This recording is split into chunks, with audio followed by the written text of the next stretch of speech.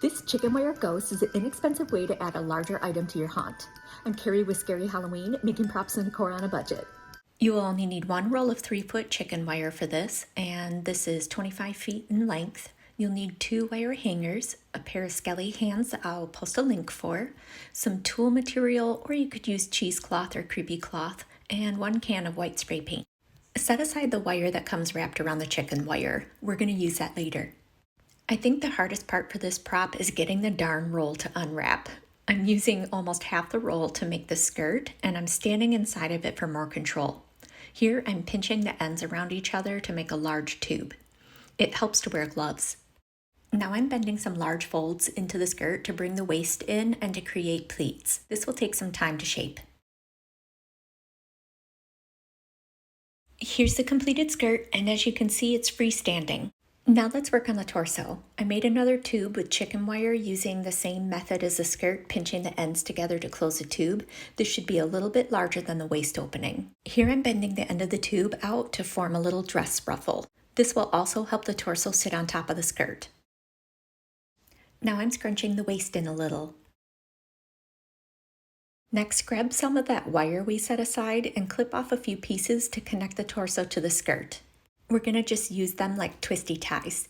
I placed about 4 of these around the waist. Now it's time to shape the torso. I just scrunched little by little to bring in the waist to create a shape that I want. I'm also forming a neck opening and shoulders. Now let's move on to the final tube to make the head. I started with scrunching in the neck, then closing the hole at the top of the head. I tried to keep this as rounded as possible. Now I'm going to add subtle pinches to form a nose. The chin formed while scrunching the neck. I kept the seam at the back of the head. I'm just slightly pinching the chicken wire and checking my work and then doing more. And as you can see, with just a few adjustments, a subtle face is formed.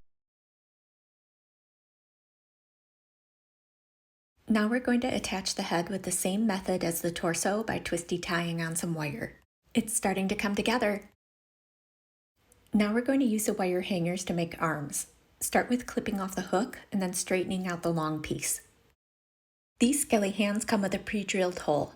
Take one end of the wire hanger and thread it through, then crimp it closed with some pliers. Now we're going to hold it up to our ghost to see where we want to bend the elbow and to see how long our arm should be. I'm going to trim the length so it's more proportionate. Now simply bend the hanger back to form a hook around the chicken wire and crimp it closed. Next, apply the white spray paint. As an alternative, you could use glow-in-the-dark spray paint.